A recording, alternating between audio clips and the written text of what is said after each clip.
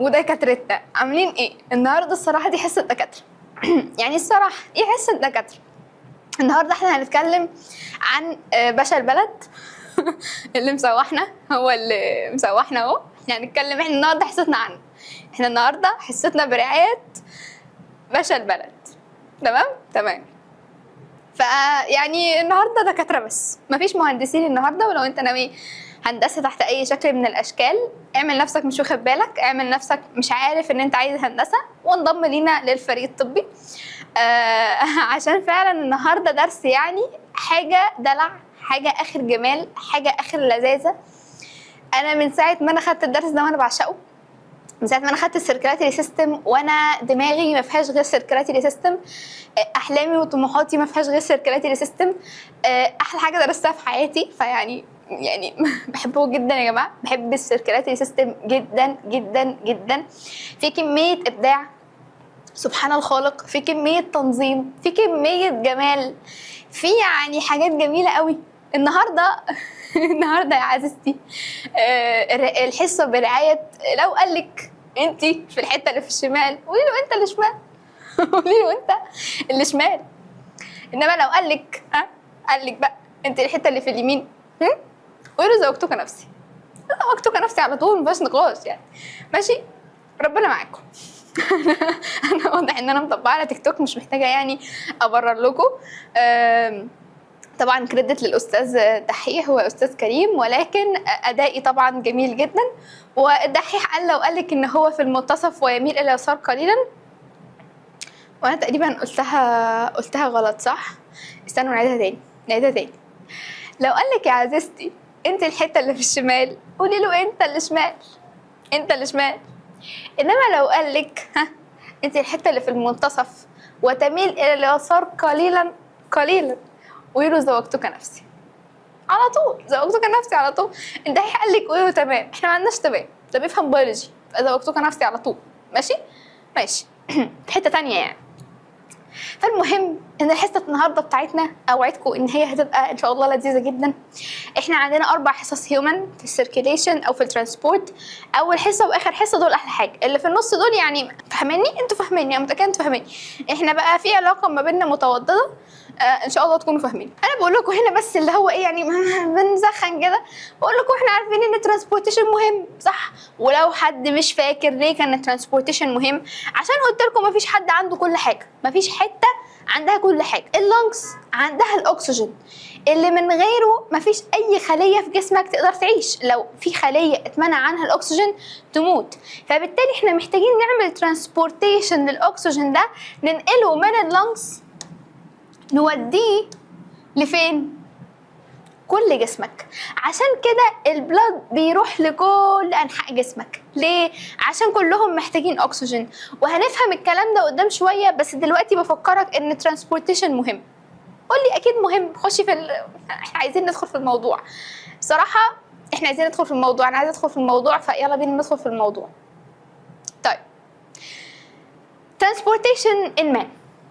احنا هنبدا كده. احنا كنا خدنا ترانسبورتيشن امبلانت وخلصناها، وزي ما في الترانسبورتيشن امبلانت قلنا في حته بريميتيف، حته بدائيه، وكائنات اورجانيزد، كائنات سيفيلايزد، كائنات كبيره حلوه جميله. في برضو كذلك في الهيومن برضو عندنا بريميتيف انيمالز، حاجات. بصوا الباراميسيوم عامل ازاي، اللي هو بروتوزوا وهيدرا. البروتوزوا منها الباراميسيوم ده، شايفين شكله عامل ازاي؟ كائن مهزأ جدا، يعني هو اصلا بيقولوا سليبر شيب، شبه شكل الشبشب. والله ما بهزر، شبه شكل الشبشب بجد. فيعني هم بيقولوا كده، بيسموه كده في العلم. فكائن مهزأ جدا، هياخد ويطلع بالديفيوجن الحاجه اللي هو عايزها. يا عم انت عايز ايه؟ نيوترينز واكسجين، ما تقرفناش بالديفيوجن. طب وهتطلع ويست، يا عم ما تقرفناش بالديفيوجن. عملنا له كده برضه زي ما عملنا البلانت لو فاكرين. طيب الكومبليكيتد انيمالز اللي هو زي حضرتك كده. انت انيمال، بس حاجه يعني ايه فاخره. انت انيمال بس مصروف عليك، فاهمين؟ هيومن ومونكيز. والسلايدز دي معموله بعنايه شديده، انا مش حاطاهم هبهزد دي كده. هتقولي طب ما انت هيومن، اقول لك ما انا عارفه وانا مونكي برضه عادي يعني. او انا يعني هرضى لك ومش هرضى لنفسي. عادي مش مشكله، مش مشكله. طيب بيقول لي ترانسبورت ان بريمتيف سمول انيمال، دي اللي احنا لسه قايلينها ان هم هيتعاملوا عادي بالديفيوجن، ولكن في الحاجات الكبيره شويه بنتعامل بال سيستم سبيشاليزد سيستم هو اللي بينقل لنا الكلام ده. بصوا انا قرفانه عايزه ادخل على الهارت على طول، فيعني زقوا معايا اول كام نص صفحه. بيقول لي from the previous we can conclude that ان transportation دي يعني بتختلف من evolution بتاعه كائن لاخر. يعني لو كائن متطور قوي هيبقى عنده transportation او transport system قوي، لو هو حاجه بدائيه primitive الترانسبورتيشن system بتاعه هيبقى ضعيف، مش اقوى حاجه. تمام اوكي. طيب transport in human. الترانسبورت عندنا بيتم بتو سيستمز، السيركيلاتري سيستم والليمفاتيك سيستم. والليمفاتيك سيستم ده صفحه مش هنلغي فيه كتير لان هو شابتر في ثالثه ثانوي، فيعني مش محتاجين يعني نلغي فيه كتير. تمام لكن السيركيلاتري سيستم هو ده موضوعنا الشابتر ده، وهو دي اهم حاجه، وهو دي ماشي. يلا بينا. طيب السيركيلاتري سيستم ده عباره عن ايه؟ قال لي اول حاجه هو من الكلوزد تايب. يعني ايه من الكلوزد تايب؟ هو في سيركيلاتري سيستم اوبن وفي سيركيلاتري سيستم كلوزد فعليا. طب ازاي؟ قال لي لما يبقى الهارت اهو متوصل بالفينز وهياها متوصله بالارتريز وراجعه تاني للهارت، يبقى ده كده كلوزد. طب امال هو في حاجه اسمها اوبن سيركيلاتري سيستم؟ ازاي؟ قال لي ان الهارت يودي للتشو والتشو تاخد ويطلع منها فينز مختلفه تماما تروح للهارت، فبقوا دول مش متوصلين ببعض، لكن دول متوصلين ببعض، دول نفس الوصل، فبالتالي سميناه كلوزد. لكن ده اوبن ليه؟ عشان مش متوصلين ببعض.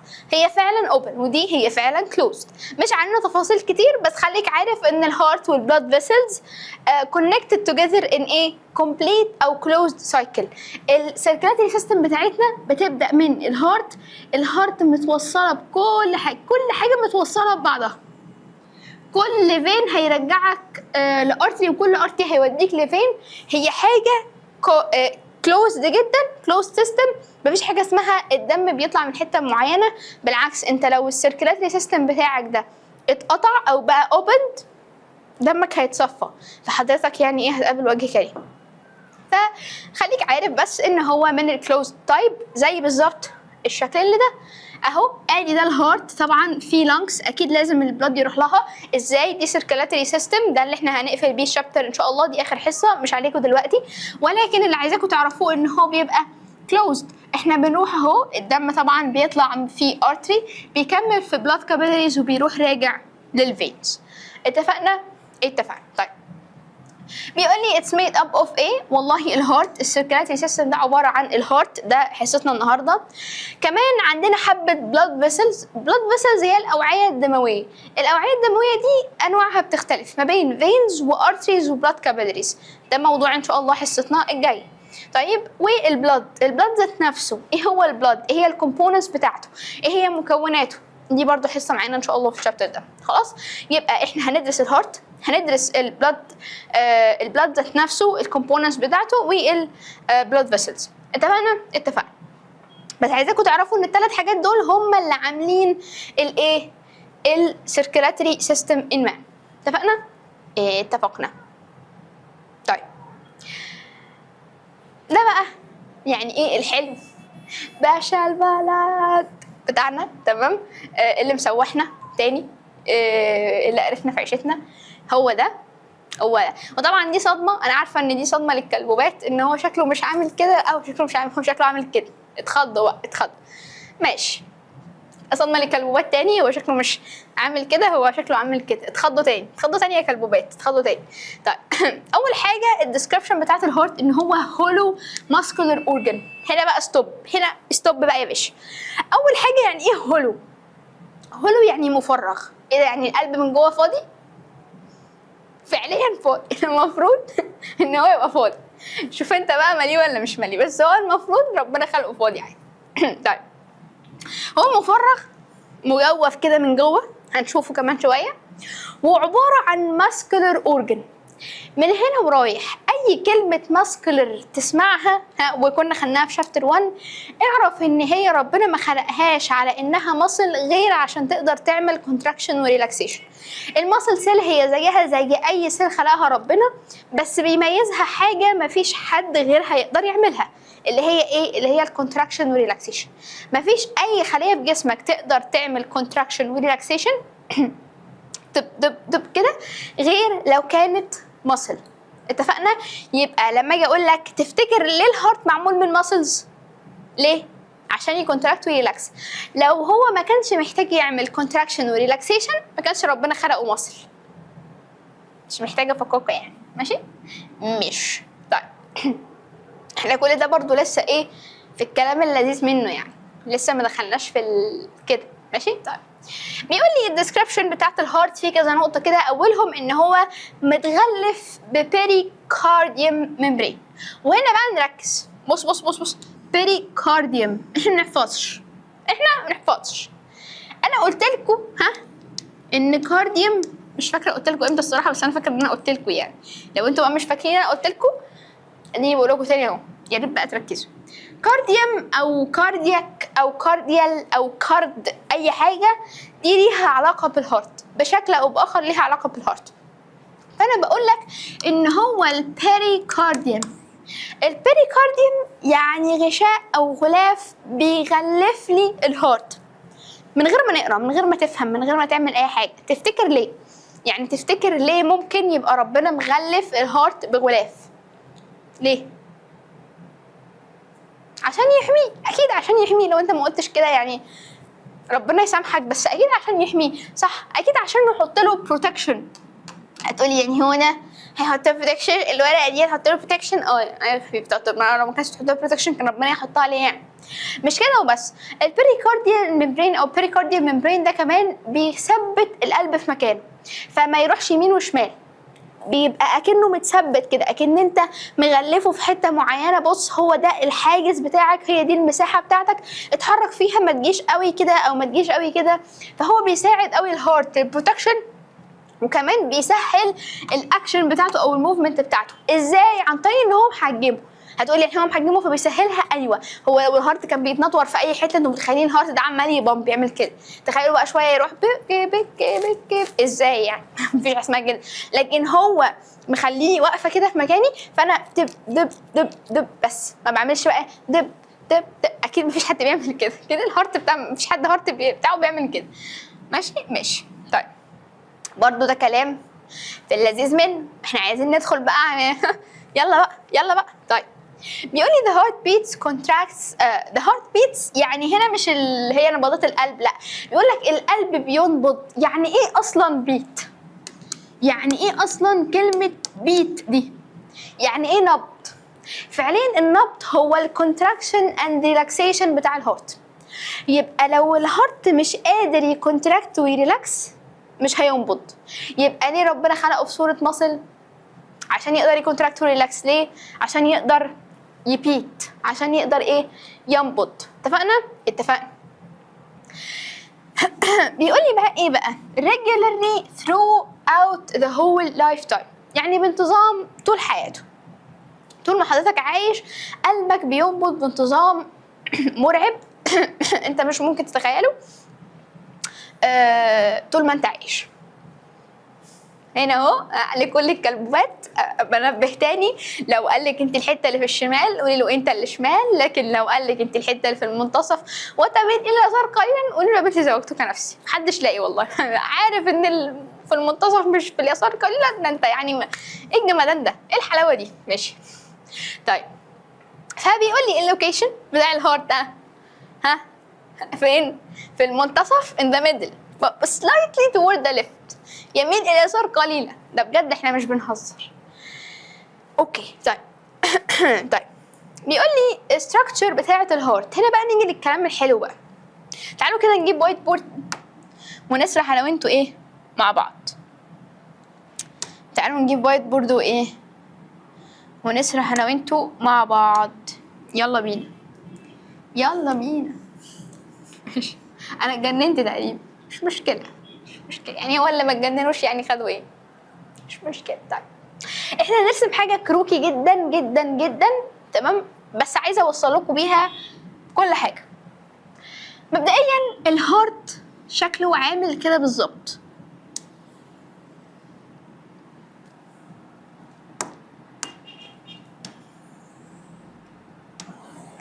هتقولي الهارت شكله عامل كده بالظبط؟ فاهمين انتوا فاهميني اكيد. ونغلفه بقى عشان اهم من الشغل ضبط الشغل. تقولي دي شكل هارت، شكلها كمثرية. يا عم اعمل نفسك مش واخد بالك يا عم. طيب احنا عايزين نتفق انا وانتوا على حاجه. هو ايه لازمه الهارت ده؟ بكلمكم بجد عشان ما حدش يقول لي اسباب اخرى لا داعي لها. احنا بنتكلم دلوقتي في الدراسه، تمام؟ ايه لازمه الهارت ده كمصل في الدرس يعني؟ ربنا خلقه لنا عشان مهمه واحده بس، ان هو يقدر يستقبل البلد من كل انحاء الجسم ويوديه لللنجز تعمل له اكسجينيشن، وياخده من اللنجز يوديه لبقيه البادي. مش فاهم حاجه صح ولا انا؟ بص، انت عندك الخلايا، ادي سيل، حلو، ادي السيل بتاعتنا، جالها بلاد فيه اكسجين، احمدك يا رب الحمد لله. بس هي اصلا كان بيحصل عندها ميتابوليك رياكشنز مخليه ان يبقى في جواها كربون دايوكسيد، فبتطلعها لها. يبقى ادي مثلا، ادي هو المندوب اللي معدي عليها، تمام؟ جاي لها ايه؟ عارفين انتوا الراجل بتاع اللبن اللي في الافلام القديمه دي، اللي هو كان بيحط لهم ازايز اللبن المليان، بياخد الفاضيه ويحط المليانه؟ هي نفس دي بالظبط. هو اخد الاكسجين، السيل اخدت الازايز المليانه اللي هي فيها اكسجين وراحت مطلعه الفاضيه اللي هي فيها ايه؟ كربون دايوكسيد. طب وبعدين؟ هي كده مره الحمد لله السيل خدت اكسجين، طب ما هي كمان شويه السيل هتستهلك الاكسجين ده وتبقى عايزه بداله تاني، انا اجيب لها منين؟ فراح قال طب بص، احنا نعمل حاجه جامده جدا. طبعا ربنا يعني سبحان الله يعني ربنا اللي عامل يعني، تمام؟ انا بس بشرح لكم. احنا هنروح لللنجز. ليه يا عم؟ اصل اللنجز بتاعتنا ربنا يخليها لنا يا رب، هنعتبر برضو ان دي لنجز، اعملوا نفسكم مش واخدين بالكم من اي حاجه انا برسمها. هنروح لللنجز نقول لها يا لنجز احنا عايزين ناخد منك اكسجين، لان انت الوحيده اللي عندك اكسجين كتير قوي.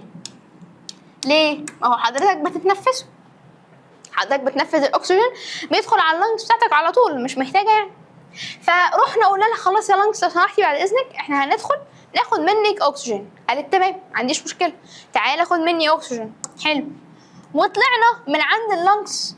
احنا كنا جايين هنا اهو، معانا ايه؟ معانا كربون دايوكسيد، وحش قوي خلاص مش عايزينه. هندخله اللنجز ترميه بره، اكسهيل كربون دايوكسيد، هنخرج. احنا بنتنفس زفير وشهير ومش عارفه بيقولوا ايه كده، ده صح؟ احنا النفس اللي احنا بنطلعه ده مليان كربون دايوكسيد. منين؟ من اللنجز. هي طلعت الكربون دايوكسيد بره، شكرا مش عايزاه، وراحت مدياك بداله اكسجين، صح؟ عظيم. وراحت مطلعاك فعلا باكسجين كتير قوي، صح؟ بس في مشكله، هي اللنجز تقدر تضخ الدم ده لكل انحاء الجسم؟ مستحيل. ليه؟ عشان اللنجز مش ماسلز. اللنجز ما عندهاش القدره ان هي تروح عامله بوم كده فكل الدم يتنطور في كل انحاء جسمك. اللنجز ما عندهاش القدره دي. طب احنا عايزين نحل المشكله، احنا كده محتاجين نحل المشكله لان دي مشكله كبيره جدا جدا جدا محتاجه حل. الدم ده تماما عملت له اوكسجينيشن باللنجز، شكرا يا لنجز الله يخليكي ربنا يخليكي، مش عارفين نقول لك ايه. الدم ده ازاي هنرجعه للسيل تاني؟ اصلا الطريق هنا كبير قوي، مش هينفع نرجعه كده، مش بالساهل. قال خلاص احنا نحط وسيط، هنعمل نفس الكلام ده بس هنحط وسيط. مين هو الوسيط بتاعنا؟ اكيد انتوا فهمتوا يعني، صح؟ الهارت عشان الكلبوبات. ماشي. الهارت قال لك بص، انا هاخد من الجسم اي حاجه فيها كربون دايوكسيد هو مش عايزها، البلاد اللي فيه كربون دايوكسيد وهروح بيه لللنجز. انا هوديه لللنجز بنفسي عشان انا مصل، فلما بعمل كونتراكشن بضغط الدم فيروح طالع رايح في اي حته انا عايزها، فانا هضغط الدم ده واوديه لللنجز.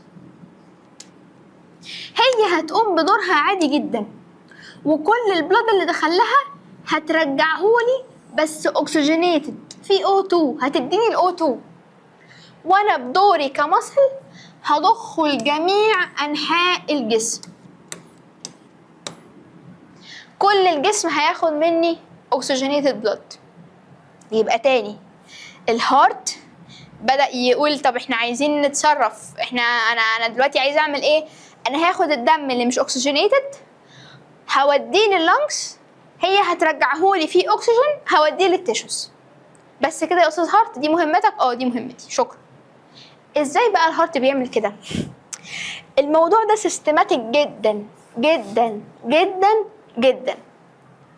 فتعالوا نشوف كده، انا كنت رسمها اول واحده دي. ايوه، الهارت لقيناه متقسم ل4 شامبرز. يعني ايه؟ يعني 4 غرف، حجرات، حجره وحجره وحجره وحجره. لو قسمناه كده ترانسفيرس تمام بالعرض، هنلاقي فيه 2 تحت و2 فوق. ولو قسمناه كده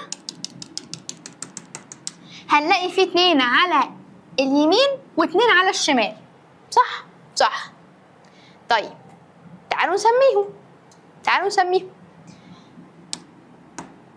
دي تحت ولا فوق؟ تحت، لور. يمين ولا شمال؟ طبعا حد هيقول لي اهو دي الشمال اهي وهي يبقى دي شمال. لا، في الاناتومي اللي قدامك عكسك. يعني ايه؟ يعني هذا اخوك او هاتي اختك، اي حد عندك في البيت وقفوا قدامك يبقى وشكم في وش بعض. بجد اعمل كده عشان تفهم الحته دي لو انت بتتلخبط، وقول له ارفع ايدك اليمين، خليه يرفع ايد اليمين. انت هترفع دي وهو هيرفع اللي عكسك. تقول له بقول لك ارفع ايدك اليمين، اقول لك والله العظيم انا رافع اليمين، وتتخانقوا مع بعض. انتوا حرين، انتوا الاثنين متخالفين براحتكم، بس انا بتكلم نفس العقل. انت هترفع دي وهو هيرفع اللي عكسك بالظبط. ايه ده؟ طب ليه؟ مش هقول لك ليه. خليه يلف وتبقى انتوا وهو باصين للحيطه، انت باصص للحيطه وهو باصص للحيطه. قول له ارفع يا ابني كده ايدك اليمين، هو يرفع دي وانت برضو هترفع اللي في نفس الاتجاه. الخلاصه ان لو حاجه عكسي، ده بقى مرايات وريفليكشنز مالش علاقه بالحاجات دي، احنا بتوع بيولوجي. بص قدامك، لو الحاجه وشك في وشها تمام يبقى يمينها شمالك وشمالك يمينها. لو ده اليمين بتاعك يبقى ده الشمال بتاعها، اللي ناحيه يمينك هو شمالها تمام، واللي ناحيه شمالك هو يمينها. فانا دلوقتي والبورد باصين لبعض. انا وسهلا يا بورد، ازيك عامله ايه؟ قالت لي ازيك يا نور عامله ايه؟ ازيك عامله ايه؟ الحمد لله كويسين. احنا دلوقتي باصين لبعض، فده ايد اليمين اهو صح، يبقى دي الحته ايه؟ الشمال عندها هي، عشان دي ايد اليمين. طب ودي ايد الشمال، انت بقى مش عارف شمالك من يمينك، يبقى كل باليمين، يبقى كل من اليمين واحترم نفسك وطبق السنه، عشان لما تيجي في موقف زي ده ما تتزنقش وتقول فين ايدي اللي انا باكل بيها، تروح عارف فين يمينك من شمالك على طول. تمام. ادي اخرة الناس اللي هي بتكروت. طيب فين شمالي؟ اهو ده شمالي، يبقى ده يمينها اهو، رايت. حلو. حته الاتجاهات دي مهمه جدا. اي حاجه ليها علاقه بالاناتومي بجسم الانسان يبقى عكس، اعكس على طول الورقه قدامك تمام. لو قلب الورقه الوش يبقى الورقه كده وانت كده، انت كمان هتلاقي الرايت اتريوم عندك، يعني الجنب اليمين في الجنب اليمين عندك، والجنب الشمال في الجنب الشمال عندك. اوكي. طيب احنا عايزين ايه برضو من كل ده؟ خليك معايا. ده الليفت ايه؟ لور. ده الابر رايت صح؟ طب وده الابر، ده الابر ايه بقى؟ ليفت. ماشي. طب احنا هينفع نمشي كده؟ يعني احنا هينفع نقعد نقول upper left و upper right و upper مش عارف ايه؟ قالك لا، احنا ناس سيستماتيك جدا. خلي الاتنين اللي تحت، اللور، الحتتين اللي تحت دول، التو شامبرز اللي تحت دول، سميهم ventricles، والواحدة منهم تبقى ventricle. ايه تاني؟ ventricle. يبقى اللي تحت ventricles. طب والاتنين اللي فوق، الحجرتين اللي فوق، سميهم atria. هتقولي والجمع؟ هو ده الجمع يا ابني، هو ده الجمع يا ابني، ربنا يهديك. جمعهم atria. طب والواحدة، الواحدة بس atrium. طب تعالوا نطبق، ده الحتة اللي تحت اهو، صح؟ في اليمين، يبقى دي اسمها ايه؟ دي كده اسمها ايه؟ اللي تحت اسمهم ventricles، ودي في الرايت يبقى دي الرايت ventricle. حلو. طب ودي الناحية الشمال تحت يبقى left ventricle. طيب ودي الابر رايت، خليها بلون تاني عشان ما تتلخبطوش يا ولاد. طيب اللي فوق بنسميها ايه؟ اتريوم لو واحدة، واتريا لو الاتنين، يبقى اتريوم. رايت ولا ليفت؟ رايت، ناحية ايد الشمال يبقى رايت، خلاص يبقى رايت اتريوم. والتانية دي ليفت اتريوم. طيب يبقى تاني، الهارت متقسم لفور شامبرز، 2 فوق و2 تحت. اللي فوق اتريا والمفرد اتريوم، واللي تحت ventricles والمفرد ventricle. حلو. شوف يمينك فين يبقى شمال الورقة، شوف شمالك فين يبقى يمين الورقة. خلص بس كده اهو. هي دي الفور شامبرز اوف هارت. طب احنا عايزين نعمل ايه دلوقتي؟ عايزين نشوف هو الهارت شغال ازاي. ما احنا قلنا ان هو بياخد بلد من الجسم كله يوديه لللنجز، تعمل له اوكسجينيشن، ياخده من اللنجز يوديه للجسم تاني، صح؟ دي الفكرة الأساسية اللي احنا بنتكلم فيها من أول الحصة. هو بقى بيعمل كده ازاي؟ مش هناخد مسميات النهارده، مش هلخبكم بمسميات، بس انا عايزه اقول لكم الفكره النهارده عشان لما نيجي نشرحها ان شاء الله. على فكره ده مش وقت شرحتها، بس انا عايزه اقولها لكم عشان تبقى تسمعوها المره الثانيه مش المره الاولى، فتبقى سهله عليكم. اتفقنا؟ فخلينا بسرعه نقولها سوا. طيب ادي الهارت بتاعنا، في 2 فوق، ويا ريت تقولوا معايا بقى، في 2 فوق وفي 2 تحت. اللي تحت دول اسمهم ايه؟ ventricles. ده يميني يبقى هنا left، وده شمالي يبقى هنا right، وتحت يبقى ventricle، تحت يبقى ventricle. تيجوا نعملها تاني؟ يلا تاني. ده يميني يبقى ده left. طب وهي ناحية فوق ولا ناحية تحت؟ فوق يبقى atrium.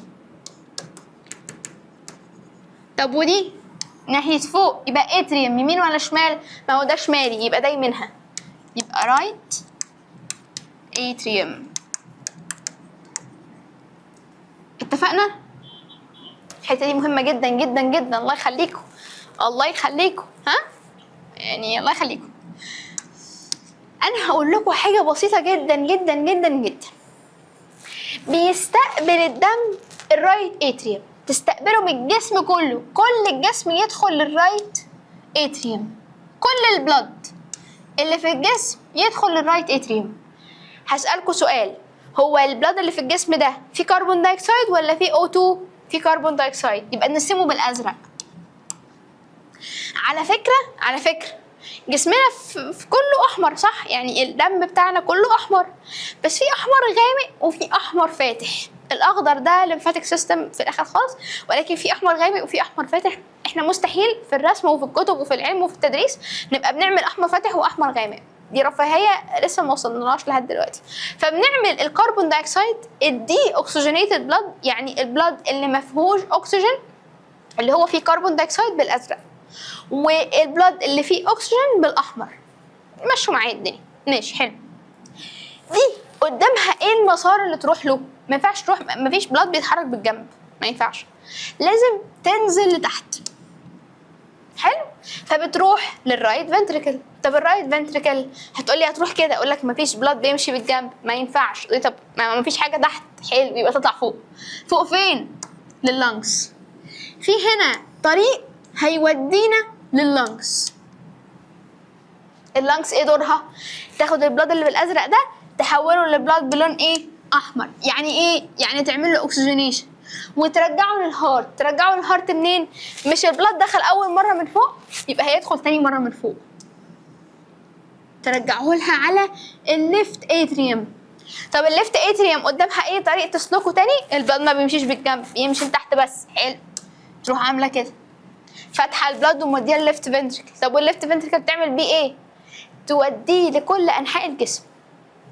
هنا كده في برضو فيسل، مش عارفه طبعا انتوا فاهمين حاجه من اللي انا بعمله ده ولا لا، بس في فيسل هوريكم كل الكلام ده على صور ان شاء الله. يعني في فيسل اسمها الاورتا، دي بتودي لكل انحاء الجسم، بتودي دم لكل انحاء الجسم. يبقى تاني، البلاد بيدخل على الرايت اتريوم من كل انحاء الجسم، بيدخل كربون دايوكسيد ولا بيدخل باكسجين؟ بيدخل بكربون دايوكسيد. عظيم. بعد كده قدامها ما ينفعش نمشي بالجنب، لازم نمشي لتحت. قدامها اي طريق تاني تروحه غير الرايت فنتريكل؟ لا، تروح للرايت فنتريكل. الرايت فنتريكل تعمل ايه؟ تروح ضخه الدم كونتراكشن كده، تروح عامله فعصه الدم، تروح مطلعاه دغري على ايه؟ على اللنجز. حلو، اللنجز الحمد لله عملت له اوكسجينيشن، ترجعه على مين؟ على الليفت اتريوم. من الليفت اتريوم ينزل تاني للليفت فنتريكل، ومن الليفت فنتريكل لاول بودي بارتس. اتفقنا؟ دي السيركيليشن جوه الهارت فقط، مش براه. مش براه. طيب نرجع تاني لموضوعنا الاساسي وهو الفور تشامبرز. الفور تشامبرز متقسمين ايه يا باشا؟ upper region ولور region. الابر region اتريا، اللي فيها اتريا رايت وليفت، صح؟ واللور region اللي تحت فيها ventricles رايت وليفت برضو. طيب مش احنا اتفقنا ان الاتريا هي اللي بتستقبل الدم من اي حاجه، يعني الرايت اتريوم استقبلت الدم من الجسم كله، والليفت اتريوم استقبلت الدم من اللنجز، صح. يبقى الاتريا هي استقبال فقط. الاتريا بتستقبل بس، بتاخد من بره. لكن الدم اللي جوه الهارت مين اللي بيطلعه؟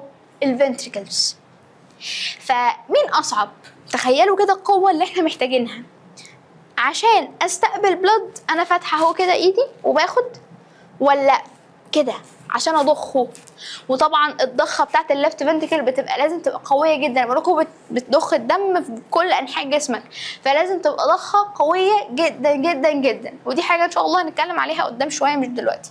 خلاص، فقال لي احفظوها معايا، وكده كده يعني الشابتر ده هيبان حلاوته في اخر حصه، لان اخر حصه احنا هنربط كل المعلومات ببعضها. انتوا ممكن دلوقتي تكونوا مش فاهمين قوي، بس يعني حاولوا تفهموا اكتر نسبه ممكنه. ماشي. طيب يبقى الاتريا ثين وولد، الوول بتاعها رفيع. ليه تاني؟ علشان هي بتستقبل بلاد، هي مش محتاجه تضخه، هي مش بتعمل مجهود كبير، فبالتالي الوول بتاعتها تبقى رقيقه. لكن تخيلوا لو الفنتريكل اللي بتضخ للدم كله الوول بتاعتها رقيقه، هتتقطع، صح؟ سهل جدا ان هي تتقطع، فما ينفعش ان انا اعملها ثين. يبقى الفنتريكلز لازم تبقى ثيك. ليه؟ عشان هي بتستقبل عشان هي بتبمب، هي بتضخ البلد لكل الجسم. طيب اتريا لا عادي ممكن تبقى ثيك عشان هي بس بتستقبل البلد مش بتضخ. اتفقنا تاني، ده بنراجعها يعني عشان تبقى كبيره يعني وكده، مش مهم. طيب ادي هم دول الفور شامبرز بتوع الهارت. هتقولي ده علاقته باللي انت كنت رسماه؟ مالوش علاقه الصراحه. طيب يبقى تاني، اي بلاد في الجسم هيدخل من تحت ومن فوق، الشاطر اللي هيفتكر مين دول، بس مش هقولها لكم دلوقتي خالص، بس احنا خدناهم على فكره. طيب بيدخلوا على ايه؟ على الرايت اتريوم. يبقى كل البلاد اللي في الجسم بيدخل على الرايت اتريوم. شايفين سمك الحيطه هنا، سمك الجدار هنا بتاع الرايت اتريوم مقارنه بسمك الجدار بتاع الليفت فنتريكل؟ انتوا متخيلين الفرق؟ ليه؟ عشان بالعكس الليفت فنتريكل ده الضغط اللي عليه قوي جدا، ده بيضخ. شايفين بيطلع فين؟ في الاورطه. شايفين الاورطه دي متفرعه لكل حته في الجسم، كل حته في الجسم فيها برانش من الاورطه دي. اتفقنا؟ عشان يضخ طبعا الدم لجميع انحاء الجسم. ماشي، يبقى تاني نرجع للسيركيليشن بتاعتنا. البلاد بتاع كل الجسم بيدخل في الرايت اتريوم، يروح فين؟ بصوا مفيش اماكن كده، احنا لازم نمشي في وشنا. يروح نازل على الرايت فنتريكل. الرايت فنتريكل يضخ الدم فين؟ ما قداموش غير المسار ده، صح؟ حلو. ده بيروح لفين؟ بيروح لللنجز. اللنجز بتاخد البلاد تعمل له اوكسجينيشن، وبعدين تروح ترجعه فين؟ في الوصلات اللي هنا دي على الليفت اتريوم. انا هعمله بالازرق عشان تشوفوا، بس هو بالاحمر. خلاص، الليفت اتريوم. الليفت اتريوم توديه فين؟ ما عندهاش اوبشنز تانية، تنزله للليفت فنتريكل. الليفت فنتريكل تعمل ايه؟ تدخل الجسم كله عن طريق الاورطه. اتفقنا؟ اتفقنا. بس انا عندي سؤال، هو ازاي الدم بيتحرك من هنا لهنا؟ ايه اللي بيحصل؟ اللي بيحصل عملية كونتراكشن. تاني اللي بيحصل عملية كونتراكشن. الرايت اتريوم بتعمل كونتراكشن. انتوا متخيلين؟ خليكم متخيلين ان انتوا معاكم بالونة، تمام؟ والبالونة دي فيها حبة مية، وانتوا رابطينها من فوق بس رابطة ضعيفة مش رابطة قوية، ورحتوا جايبين البالونة دي كده ورحتوا عاملين تب كده. ايه اللي هيحصل؟ المية هتطلع لفوق، صح؟ هتخرج من البالونة، هتنفجر، صح؟ وكذلك ده اللي بيحصل هنا. هنا في حبة دم في الكيس هنا ده، في الشامبر، في الحجرة، في الأوضة دي في حبة دم هنا، فهي عايزة تحركهم منها. تعمل ايه؟ كونتراكشن. كونتراكشن يعني تروح عاملة كده. أول ما تعمل كونتراكشن البلاد لازم ينضخ فين؟ للرايت فنتريكل، ما قداموش اوبشنز تانية. طب وبعد كده الرايت فنتريكل تعمل ايه عشان توديه هنا؟ هي فيها حبة دم، تعمل فيهم ايه؟ كونتراكشن برضو. هتروح عاملة كونتراكشن، تروح مودية البلاد في المسار ده ايا كان هو ايه، مش علينا دلوقتي، مش ده موضوعي. طب انتوا ما حسوش ان في حاجة غلط؟ حاسين ان في حاجة غلط ولا مش حاسين؟ المشكلة ان لو انا جيت اعمل هنا كده، هنا بالذات في المكان ده، لو جيت اعمل كونتراكشن، ليه البلد ما يرجعش ورا تاني؟ تعالوا ننظف الكلام ده عشان ايه تبقوا معايا على الخط. ليه هنا كده انا اهو يا عم، انا تمام هنا اهو، انا البلد هنا عندي بقى هنا اهو، حلو، وعملت كونتراكشن، ليه اللي ما يخليهوش يرجع هنا؟ وكذلك هنا الليفت اتريوم عايزه تنزله للليفت فنتريكل، تمام، اعملي كونتراكشن وبعدين هينزل معاك، ما اختلفناش. الليفت فنتريكل عايزه تضخه، احنا قلنا، انا قلت لكم ان هو هيدخل هنا، طب ليه ما يطلعش هنا؟ فهي هتعمل كونتراكشن. يبقى لازم ايه اللي يحصل؟ لازم يبقى في باب اللي بيسموها صمامات القلب، لازم يبقى فيه فالفز، ودي بقى موضوعنا النهارده. بس قبل ما ندخل في الفالفز تعالوا نراجع كده السيركيليشن سريعا بتاعه الهارت. بس احنا الدم دخل فين؟ للرايت اتريوم. من الرايت اتريوم هتعمل كونتراكشن، فايه اللي يحصل؟ البلاد ينزل في الرايت فنتريكل. حلو، عظيم. وبعدين تروح موديها لللنجز، تعمل له اوكسجينيشن، بعدين اللنجز تروح مرجعها على الهارت. بعد ما رجعته على الهارت بقى هنا في الليفت اتريوم. بعد ما بقى في الليفت اتريوم تعمل كونتراكشن، توديه فين؟ للليفت فنتريكل. بعد ما بقى في الليفت فنتريكل لازم تعمل كونتراكشن، توديه فين؟ في الاورتا. طب انا عايزه اقول لكم حاجه، ده اسمه pulmonary pulmonary artery. خلاص هنقوله كمان شويه. طيب انا عايزاكم تاخدوا بالكم بس من حاجه مهمه قوي قوي قوي في الصوره دي. ايه هي؟ ان لما الاتريا بتعمل كونتراكشن الاتنين بيعملوا. الاتريا بتكونتراكت مش اتريوم. يعني ايه؟ يعني دي تعمل كونتراكشن ودي معاها بالظبط، يبقى الاتنين بيعملوا كونتراكشن في نفس الفيمتو ثانيه. شوف انا بقولك ايه؟ مش في نفس الثانيه، لا، في نفس الفيمتو ثانيه. ولو في يونت اقل من الفيمتو فهي اللي اقل منها. في نفس الوقت بالظبط لازم الاتريا يعملوا كونتراكشن سوا، لازم. يبقى خليك عارف كده، لازم الاتريا الاتنين يعملوا كونتراكشن في نفس الوقت. يبقى اللحظة اللي البلاد بيتحرك فيها من الرايت اتريا ويروح للرايت فنتريكل هي نفس اللحظة اللي البلاد بيتحرك فيها ويروح من الليفت للليفت، من الليفت اتريوم للليفت فنتريكل. طب ونفس الكلام للفنتريكلز؟ هما الاتنين لازم يعملوا كونتراكشن في نفس الفيمتو ثانية. اول ما الرايت فنتريكل تعمل كونتراكشن الليفت فنتريكل تعمل كونتراكشن، هما الاتنين يعملوا كونتراكشن في نفس الثانية. فالبلاد اللي كان هنا يتحرك لللنجز والبلاد اللي كان هنا يتحرك لأول بودي بارتس. تاني احنا فهمنا كل واحدة لوحدها، بس بقول لكم ادمجوا المفاهيم. دلوقتي الاتريا الاتنين بيعملوا كونتراكشن في نفس الوقت، يبقى البلاد اللي فوق بيتضخ لتحت في نفس الوقت، والبلاد اللي تحت بيتضخ بره القلب في نفس الوقت. اتفقنا؟ اتفقنا. ويرجع لحالة الريلاكسيشن تاني. ما علينا. طيب بيقول لي ايه بقى؟ بيقول لي الفلو بتاعت البلاد محتاجين ان احنا نحجمها. بص لازم تبقى كنترولد، لازم نسيطر عليها. تسيطر عليها من ايه يا عم؟ ان هي ما ترجعش تاني. مش انا قلت لكم زي المشكله اللي قابلتنا من شويه ان احنا هنا عندنا رايت اتريا ماشي وهنا رايت فنتريكل. حلو، الرايت فنتريكل عايزه تعمل كونتراكشن، وايه اللي هيجبر البلاد ان هو يمشي في البلمونري يعني يروح اللنجز وما يطلعش فوق؟ قال لي هنا بقى نيجي لاهم حته في حصه النهارده وهي الفالفز. لازم يبقى فيه فالفز في الهارت اللي هي بيسموها الصمامات. وايه لازمتها بقى الفالفز دي؟ دي بتجبر البلد ان هو يمشي في اتجاه واحد بس. لا مش فاهم، هتفهم دلوقتي.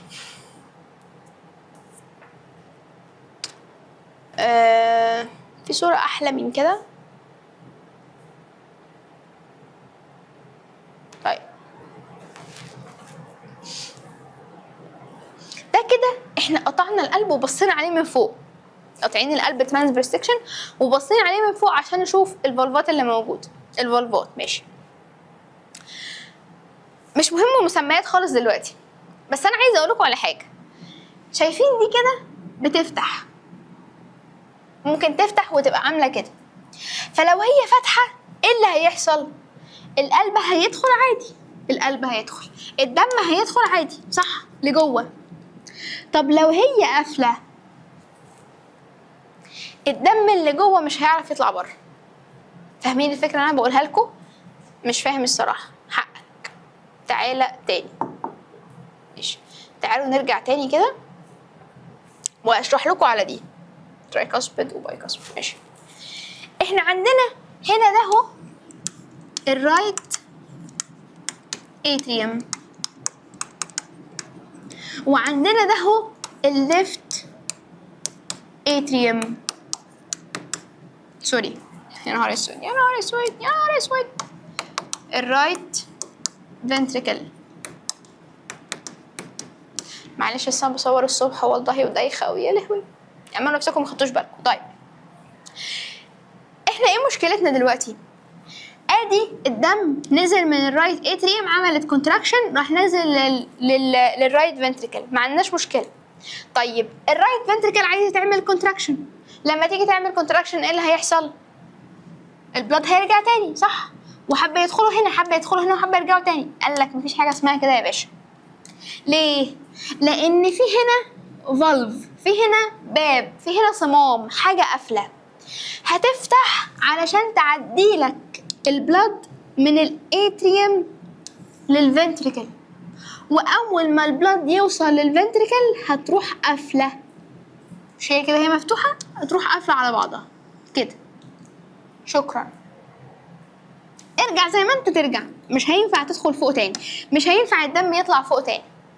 وبالتالي لو الدم طلع فوق تاني، ده نستنتج منه ايه على طول؟ ان في مشكله في الصمام ده، ان كده في حد عنده مشكله في الفالف دي. طب لو انا قلت لك ان في حبه بلد رجعوا من الليفت فنتريكل للليفت اتريوم، في مشكله في الفالف دي. ليه؟ لان هي ما قفلتش كويس. لو كانت قفلت كويس ما كانش البلد هيعرف يرجع تاني لفوق. يبقى تاني تاني تاني تاني تاني تاني تاني تاني تاني.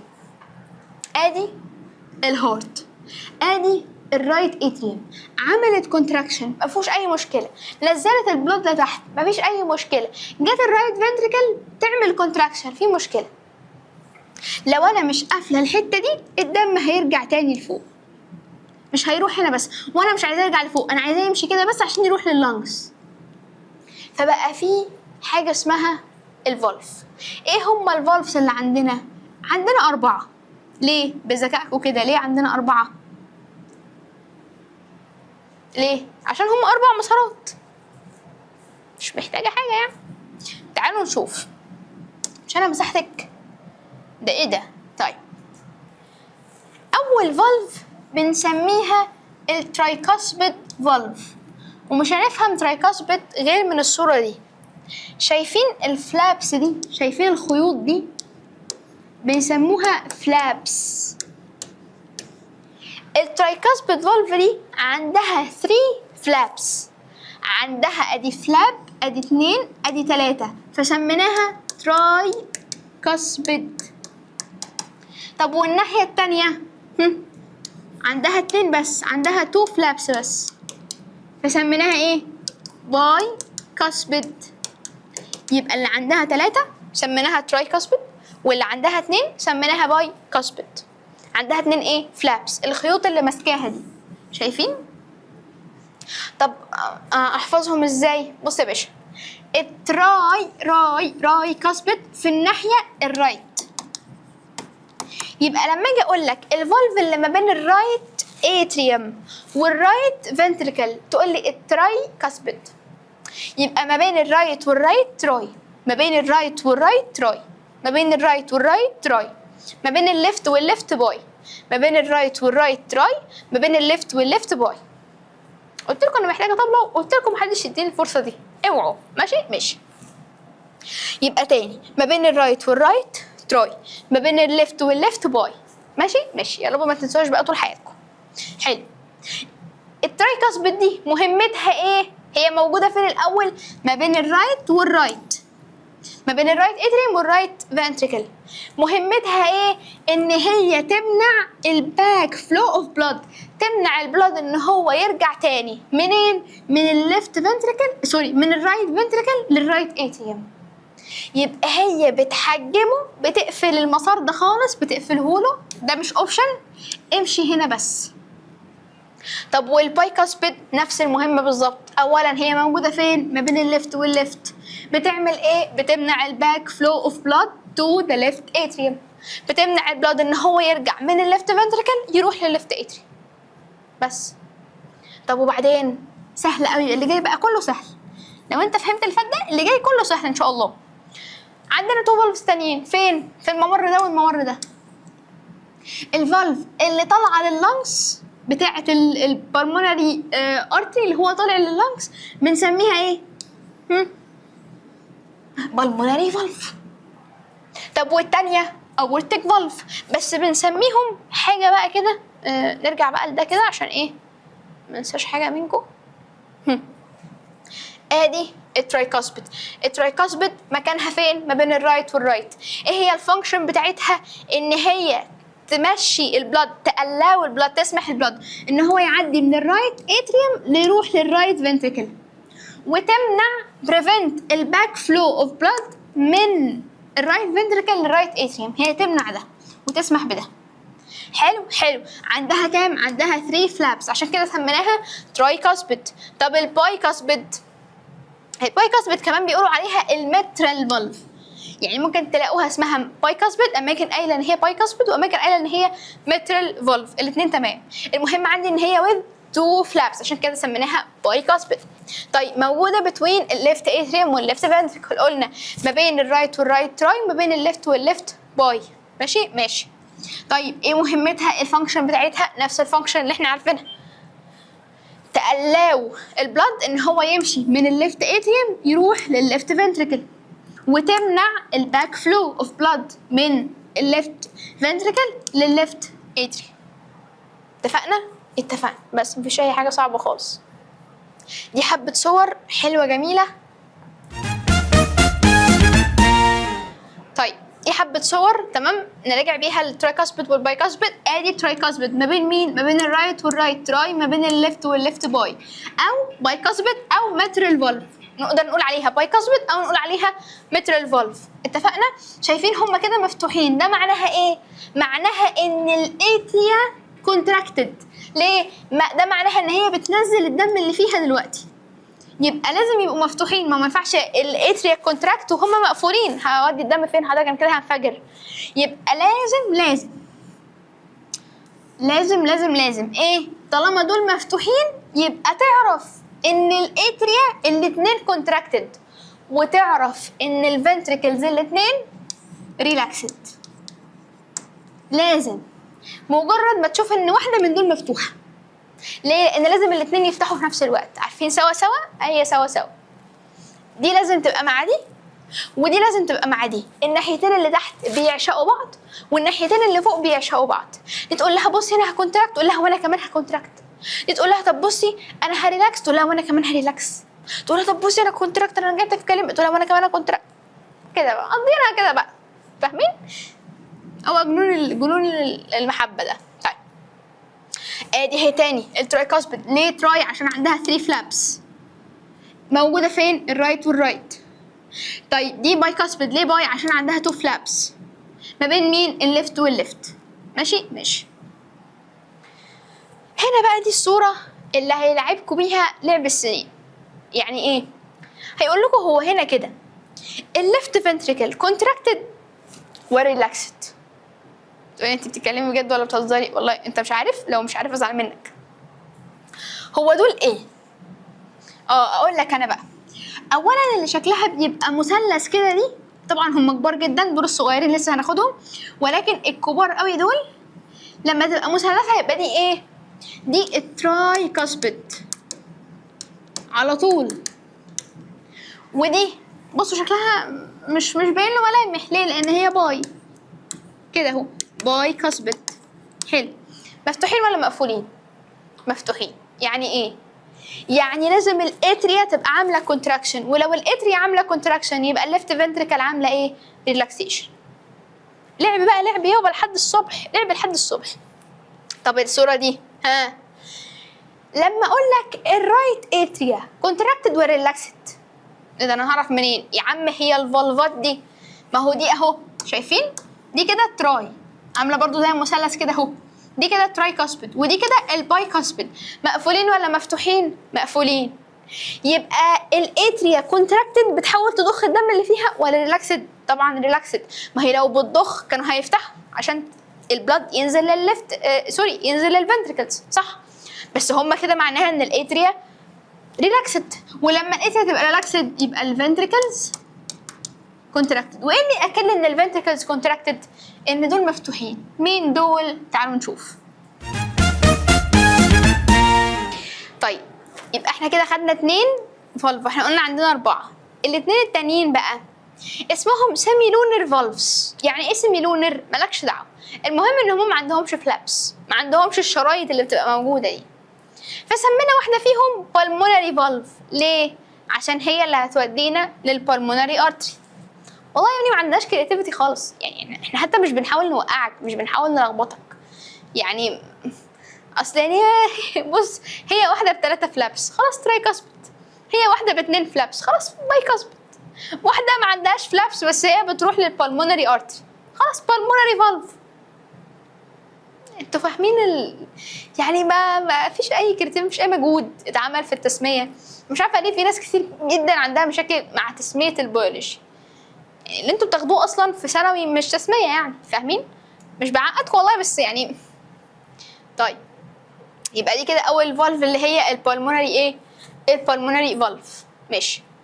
الفانكشن بتاعتها ايه؟ والله هي دي موجوده فين حضرتك؟ ادي الرايت فنتريكل. الرايت فنتريكل عايزه تضخ الدم توديه لللنجز، فهتوديه في البالمونري ارتري، يبقى هي هتسمح بمرور البلد منين؟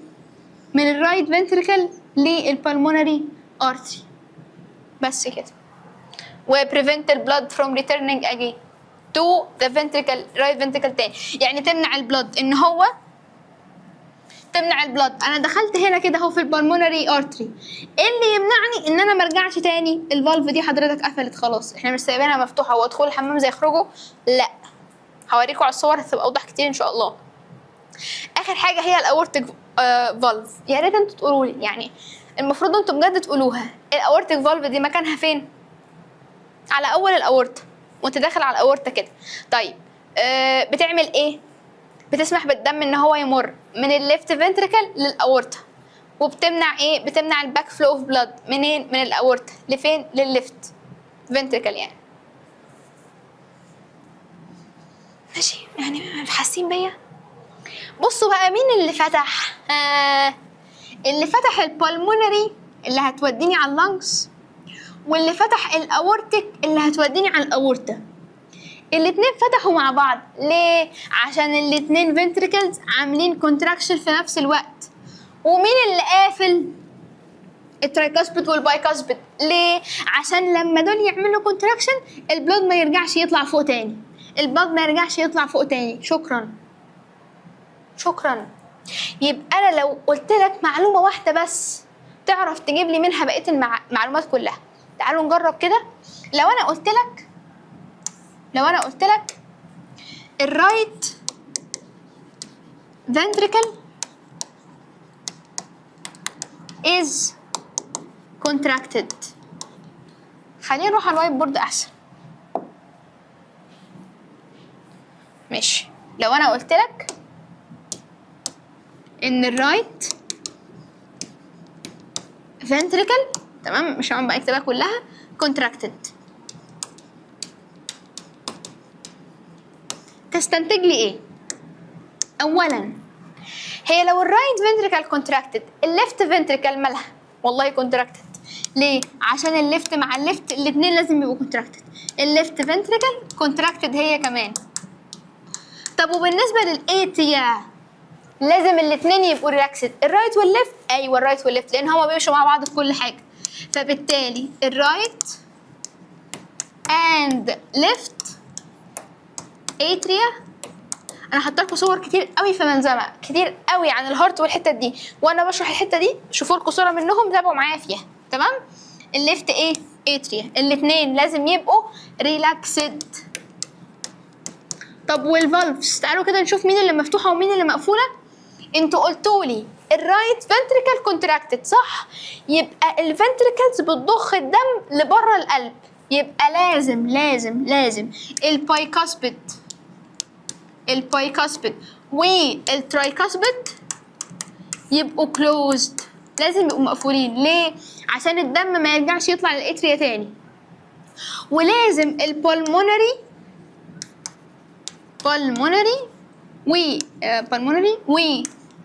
والاورتيك فالفز يبقوا الاثنين اوبن. انتوا شايفين الموضوع ماشي سيستماتيك ازاي؟ شايفين الموضوع ماشي سيمتريكال ازاي؟ الاتريا هتكونتراكت، يبقى الاتريا هتكونتراكت، الليفت والرايت هيكونتراكتوا. لما يكونتراكتوا لازم البايكاسبيد والترايكاسبيد يبقوا فاتحين عشان الدم ينزل. طب لما الدم ينزل والفنتريكل تكونتراكت لازم الترايكاسبيد والبايكاسبيد يقفلوا، ولازم الليفت والرايت فنتريكل يكونتراكتوا في نفس ذات الثانيه، ولازم البلمونري والاورتيك يبقوا فاتحين. اتفقنا؟ اتفقنا. دي صورة للفالفز كلها وهي مش صح. يعني مش صح لان هم كلهم قافلين، ما ينفعش كلهم يقفلوا في نفس الوقت. لازم دول يقفلوا دول يفتحوا، دول يفتحوا دول يقفلوا، دول يفتحوا دول يقفلوا. انتوا فاهمين؟ لازم. طيب من غير لو هو قال لنا، يعني لو هو ما قالناش دي رايت ولا ليفت ما قالناش دي رايت ولا ليفت، احنا نعرف منين؟ اسهل حاجه تحدد منها هي الترايكاسبيد فالف، لان هي بتبقى واضحه جدا. بص اهي، واحنا قلنا التراي في الرايت والباي في الليفت، صح؟ يبقى ده كده طالما هي في الجنب ده، طالما الترايكاسبيد في الجنب ده يبقى الجنب ده هو الرايت. طب وطالما البايكاسبيد في الجنب ده يبقى الجنب ده هو الليفت. ولخص الدنيا. دي الاورتك، يبقى الدم اللي في الاورتك طالع منين؟ من الليفت فنتريك. هوريكم فيديو في الاخر حلو قوي ان شاء الله. وهنا كده pulmonary valve، يبقى الدم اللي طالع منها طالع منين؟ من الرايت فنتريكل. ورايح فين؟ رايح لللنجز. طب وده رايح فين؟ على الاورطه. لفين يعني؟ all body parts. اتفقنا؟ اتفقنا. دي برضو صورة ثانية للفالفز وهي مفتوحة. دي الايه بقى؟ تعالوا كده نشوف دي الاورتك ولا البلمونري. ده مين؟ ها؟ ده الليفت اتريوم، هيعمل كونتراكشن، فبالتالي البايكاسبيد تفتح، الدم ينزل يدخل اسمها ايه دي؟ للليفت فنتريكل، الليفت فنتريكل تعمل كونتراكشن، الاورتك فالف تفتح. يبقى دي مين؟ الاورتك فالف. يبقى دي مين؟ الاورتا. ماشي؟ ماشي. تاني، ادي الدم جه من كل انحاء الجسم لفين؟ للرايت اتريا. الرايت والليفت هيعملوا كونتراكشن في نفس ذات الثانيه. اول ما يعملوا كونتراكشن يعملوا كونتراكشن كده، لازم مين اللي يفتح؟ الترايكاسبيد والبايكاسبيد. الدم ينزل سيميولتينيسلي، يعني في نفس اللحظه نفس الوقت، الاثنين مع بعض، ينزل من الرايت اتريوم وينزل من الليفت اتريوم، ينزل من الاتريا للفنتريكل. اول ما يوصل للفنتريكل اللي يحصل؟ الفنتريكل تعمل كونتراكشن. طب استنى، لو عمل لك كونتراكشن والفالفات دي مفتوحه الدم هيرجع فوق تاني، يبقى ما ينفعش. اعمل 2 اكس. شايفاك يلا اعمل 2 اكس. لو كده خليك بقى على 2 اكس. ها ماشي. لما يرجع البلاد هنا للفنتريكلز ايه اللي هيحصل؟ يروح عامل كونتراكشن. الاثنين ولا واحده؟ يا باشا الفنتريكل لازم الاثنين يعملوا كونتراكشن مع بعض. اعمل كونتراكشن يا ابني، الدم هيطلع فين؟ في الاورتا، في البلمونري ارتري. يبقى لازم الفالفات دي تبقى مفتوحه. يبقى ودول قافلين لازم دول يفتحوا، ودول فاتحين لازم دول يقفلوا، ودول كونتراكتد لازم يبقوا دول ريلاكسد، ودول ريلاكسد لازم يبقوا دول كونتراكتد. عكس عكاس، فوق وتحت عكس بعض، يمين وشمال مع بعض. فوق وتحت عكس بعض، يمين وشمال مع بعض. حلو حلو، اي خدمه. طيب نيجي لحته لذيذه جدا النهارده في درس النهارده، وهو الصوت بتاع القلب. ساوند اوف هارت. ايه هو الساوند اوف هارت ده؟ بيحصل من ايه؟ مبدئيا هو لب دب لب دب لب دب لب دب، هو ده الساوند بتاع قلبك. تمام؟ دب دب دب دب، هي مش دب دب، هي لب دب لب دب لب دب. هنشوف دلوقتي ايه اللب دب دي. ماشي ماشي. طيب اول حاجه long and low pitched. low pitched هي معناها اي حاجه غير اللي جت في دماغك. تمام تمام. pitch بتاع الساوند يعني قد ايه الساوند مكتوم ولا مسرسع. الصوت لما يبقى مسرسع يعني كده، ده البيتش بتاعه عالي جدا. طب لما يبقى الصوت كده مكتوم، فبالتالي انا بعرف اغير صوتي. ما تخضوش او تتخضوا. ماشي ماشي. طيب يبقى ايه؟ سوري، ده ايه؟ ده لو بيتشد. يبقى هي لب لب لب، عاليه ولونج طويله، بس في نفس الوقت مكتومه. لو بيتشد اسمها ايه؟ لب. طبعا مش محتاجه يعني اللونج لب. ماشي. طيب اللونج اللو بيتشد لب يعني كلها قلات في بعضها. طب دي بتحصل امتى؟ بص بص بص بص، لما الكلوجر اوف تو فالفز بتوين الاتريا والفنتريكلز. مين هم التو فالفز اللي ما بين الاتريا والفنتريكلز؟ الترايكاسبيد والبايكاسبيد. ما هو انا عندي ادي اتريا، ادي اتريوم، ادي فنتريكل، ادي اتريوم، ادي فنتريكل.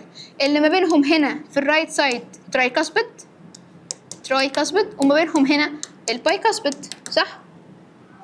فلما دول يقفلوا، لما دول يقفلوا يعني مين اللي عامل كونتراكشن؟ الاتريا ولا الفنتريكلز؟ لازم تردوا عليا، الاتريا ولا الفنتريكلز؟ طبعا الفنتريكلز، ما هم دول قافلين، يبقى الفنتريكل كونتراكشن. يبقى في الكونتراكشن بتاع الفنتريكلر كونتراكشن بنسمع ايه؟ بنسمع صوت لب. طب الثانيه اكيد اللي عكسها، لما الاتريا تبقى عامله كونتراكشن. شكله حلو قوي اللي هو بيعمل كده ده. طيب لما بنعمل ايه بقى؟ اهو اتريال كونتراكشن. لما الاتريا تبقى عامله كونتراكشن يبقى الفنتريكلز عامله ريلاكسيشن، يبقى الفالفات بتاعت البلمونري والاورتيك فاتحين ولا قافلين؟ الاتريا عامله كونتراكشن يبقى البايكاسبيد والترايكاسبيد فاتحين، يبقى الاورتيك والبلمونري قافلين. بنسمع ساوند الدب. هو ايه هو الدب؟ شورت وهاي بيتشد عكس اللب. يبقى لب لما ventricles contracted وطبق عليها كل الشروط التانية، ودب لما الاتريا contracted وطبق عليها كل الشروط التانية. ماشي؟ ماشي. طيب الهارت بيت بقى، الهارت بيت دي حكاية، والصراحة عايزين تقروا الكلام ده بقروه، أنا مش فارق معايا الكلام ده كله. أنا عايزك تفهموا اللي احنا هنقوله بس. ماشي؟ ماشي. انا قلت لكم ان الاتريا بتعمل كونتراكشن وبعدها بتعمل ريلاكسيشن، بعد كده الفنتريكل بتعمل كونتراكشن والى اخره. طيب ده بيحصل ازاي؟ فعليا الكونتراكشن يعني امبلس، يعني اشاره. حلو، عظيم جدا. طيب الاشاره دي اكيد جايه من المخ، صح؟ صح؟ اي اشاره في حياتنا جايه من المخ. الحقيقه انه لا، ودي من حكمه ربنا ودي من اعجازيات القلب، ان هو بيقدر يشغل نفسه بنفسه. النبضة الأولانية اللي حصلت فيه مش معروف مصدرها منين، من عند ربنا سبحان الله. ومن ساعتها، من ساعة ما النبضة دي اتحطت في قلبك وهو شغال لحد بعد عمر طويل إن شاء الله تقابل وجه كريم، قلبك شغال. طب إيه اللي يثبت كلامك ده؟ أنا مش مقتنع الصراحة. أنا مقتنع إن البرين هو اللي مشغل الهارت، ده مش حقيقة. الهارت شغال من نفسه، وأعتقد باين من تصرفاتنا إن الهارت شغال من نفسه، مش محتاج يعني تتأكد. بس هما فعليا لما فصلوا البرين عن الهارت تماما فصل تام، أدي البرين في حتة والهارت في حتة، الهارت مازال بيعمل بامبينج، شغال بعدها لمدة 5 دقايق تقريبا. هو قادر يشغل نفسه بنفسه عن طريق مين؟ عن طريق الساينو اتريال نود. هنا نود، عقدة اسمها ساينو اتريال نود. يعني ايه ساينو اتريال؟ ما علينا، المهم ان هي في الاتريوم، عشان هي في الاتريوم سموها ساينو اتريال نود، بيختصروها اس اي نود. الساينو اتريال نود دي بدأت تبعت امبلس. الامبلس الاولانية جات لها منين؟ الله اعلم، محدش بجد عارف، هي من عند ربنا. طيب وبعدين ايه اللي حصل؟ بدأت تبعتها، هي موجودة في الرايت اتريوم مبدئيا، موجودة في الرايت اتريوم. حلو، وصلنا للرايت اتريوم وفي امبلس. الامبلس هتبدأ تروح فين؟ للاتنين اتريا، وتقول لهم اعملوا كونتراكشن يا جماعة. يبقى الساينو اتريال نود هتبعت امبلس للتو اتريا تقول لهم اعملوا كونتراكشن يا جماعة. بعد ما يعملوا كونتراكشن ايه اللي حصل؟ شكرا، الدم نزل للفنتريكلز. طب وبعدين؟ ما احنا محتاجين بقى العكس، الفنتريكلز هي تعمل كونتراكشن. اعملها ازاي؟ لقينا في نود تانية ما بين الاتريا والفنتريكلز، فسموها اتريو، سموها اتريو فنتيكولر نود. يعني ايه اتريو فنتيكولر؟ يعني موجودة ما بين الاتريوم والفنتريكلز، بصوا ما بينهم كده. مين اللي بيبعت لها اشاره؟ الساينو اتريال، هي كمان بتبعت لها اشاره. وايه اللي يحصل؟ تروح الاخت دي كده، بنسميها اي في، اتريو فنتيكولر اختصار، تروح بعت الامبلس لبندل اوف فايبر، حزبه من الفايبرز هنا، من النيرفس فايبرز طبعا، الالياف العصبيه، تبعت لهم امبلس. اسمهم ايه الالياف دي؟ اسمها هيس فايبرز. بعد ما توصل لهيس فايبرز تبدا تمشي في حاجه اسمها بوركنجي فايبرز، وبعدين الليفت فنتريكل تكونتراكت. يبقى تاني اللي انا عايزك تفهموه من الحته دي ان الساينو اتريال نود هي اللي مشغله الهارت، محدش مشغله. الهارت محدش مشغله، هو اللي مشغل نفسه بنفسه. دي حته مهمه جدا. طيب وبعدين الساينو اتريال جات لها امبلس، الله اعلم من ايه، جات لها امبلس وبعدين بدات تبعتها للاتريوم عشان يعملوا كونتراكشن، وتبعتها للاتريو فنتيكولر نود عشان تبعتها للهيس فايبر عشان تبعتها للبوركنجي عشان الفنتريكلز تو كونتراكت. يبقى مين اللي بيخلي الفنتريكلز تو كونتراكت؟ مين الاساس؟ الاتريو فنتيكل. طيب الاتريو فنتيكولر نود. طب ومين اللي بيخلي الاتريوم تو كونتراكت؟ الساينو اتريال نود. انا مش عايزه اكتر من كده من الحته دي. لو انتوا فهمتوا ف it's done. بيعتبروا الساينو اتريال نود دي هي البيس ميكر بتاعت الهارت. يعني ايه؟ يعني منظمه ضربات القلب، لان من غيرها ما كانش القلب هيبدا ينبض وما كانش هيقدر يكمل ينبض، هو مكمل نبض بسببها. فهي منظمه القلب. بتنظمه ايه بقى؟ 70 بيت بير مينيت، يعني 70 نبضة في الدقيقة. يعني في الدقيقة الواحدة قلبك بيعمل دب دب دب دب لب دب لب دب لب دب 70 مرة. بيحرك فيهم 5 لتر دم حوالي جسمك كله، دم جسمك كله. يعني دم جسمك كله بيعدي على القلب في دقيقة واحدة بس. طبعا حاجة إعجازية يعني، سبحان الله. ماشي. ده اللي احنا لسه قايلينه، ان هي في دقيقه واحده بس تقريبا بتبمب الهارت، بيبمب عدد جسمك كله. ازاي؟ ان هو بيعمل 70 بيت بير مينيت. ماشي. طيب قبل بس ما ندخل في الكلام اللي بعد كده، هو هنا مديني ديفينيشن سريعه جدا للساينو اتريال نود. ايه هي الساينو اتريال نود؟ قال لي دي سبيشاليزد باندل، حزمه من الماسكولار فايبرز، حزمه من العضلات. بصوا موجوده هنا كده اهي. هي بتعمل ايه بقى؟ بارد يعني مدفونه فين؟ في الرايت اتريال وول، يعني في الوول، في الجدار بتاع الرايت اتريوم، مدفونه فيه كده. طب وبعدين and near to the site of the connection large vein، طبعا يعني موجوده في المكان ده هنا كده. بتعمل ايه؟ بتبدا تبعت impulses للاتريو فنتيكولر نود والاتريو، وطبعا تبعت للاتريوم عشان تعمل كونتراكشن. الاتريو فنتيكولر نود هتروح ماشياها في هيس فايبرز، هيس فايبرز هتروح طالعه على البوركنجي، هتعمل ايه؟ كونتراكشن للليفت والرايت فنتيكلز. طبعا اتفقنا. بس كنت عايزه اقرا معاكم الايه، الديفينيشن، عشان ايه لو فايتنا حاجه. ماشي، مش كل دول احنا قلناهم خلاص. طيب هل نبضات قلبنا واحده طول الوقت؟ يعني ايه؟ يعني سرعه نبض قلبك هياها طول حياتك؟ مستحيل. يعني ايه؟ يعني لو انت فرحان هتلاقي نفسك بتتنطط ومش عارف ايه وكده، ضربات قلبك سريعه جدا. ولو انت زعلان او لسه صاحي من النوم او لسه مش فايق او رايح انام، هلاقي قلبي ضرباته قليله جدا. ده بيرجع لتحكم النيرفس سيستم في الهارت بيتس. هتقولي ايه ده انت مش لسه قايله لي ان النيرفس سيستم مش بيتحكم في الهارت بيتس؟ اقول لك ايوه، انا ما خالفتش كلامي. النيرفس سيستم تحديدا الاوتونوميك نيرفس سيستم الاي ان اس، وده ان شاء الله هتدرسوه بالتفصيل الترم الثاني ان شاء الله. الاي ان اس بيتحكم في الريت اوف هارت بيتس،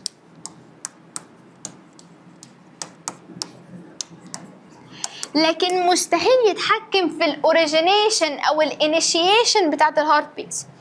انيشيشن يعني عمره ما هيبداها، واوريجينيتد يعني مش هو اصلها. النيرفس سيستم والبرين وكل ده ملوش اي علاقه بالهارت بيت تكمل، ولكن ليه علاقه بسرعتها وبطئها. فلو انا في كلب بيجري ورايا، انا محتاجه اضخ دم كتير، انا محتاجه اكسجين كتير، انا محتاجه اجري بسرعه، انا محتاجه، فجسمك دماغك بتبدا تترجم ده.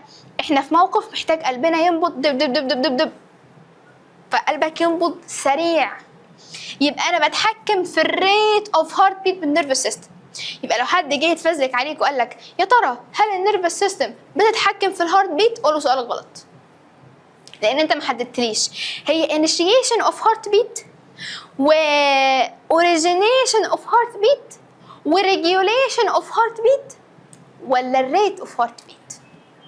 لو الريت سرعه ضربات قلبي النيرفس سيستم بتتحكم، لكن هي اللي بداتها، هي اللي مسؤوله عن ان هي تكمل، هي اللي مسؤوله عن تنظيمها، لا. الهارت بينظم نفسه بنفسه، الهارت قادر ينبض حتى لو اتفصل تماما عن البرين.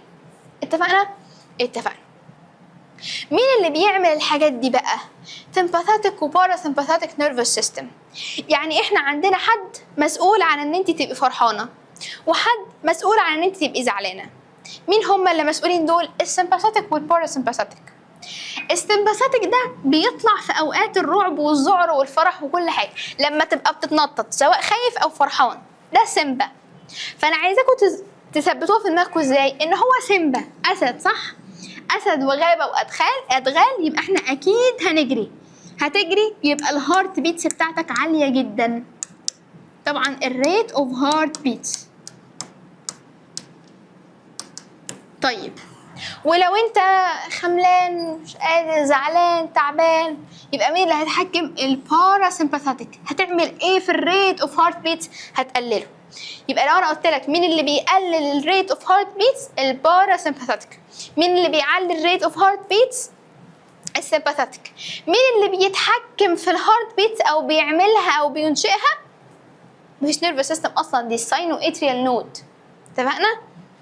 اتفقنا. زي الاستاذه دي كده شايفين في شغل يا عيني، ومطلوب منها تقريبا 5000 حاجه، متوتره جدا، زحمه جدا، الدنيا مش مفهومه، فبالتالي لازم الهارت بيت بتاعتها تبقى عاليه قوي. مين اللي متحكم ساعتها؟ مين اللي واخد الليد؟ مين اللي سايق؟ السمباثيك. سيمبا غابه وادغال.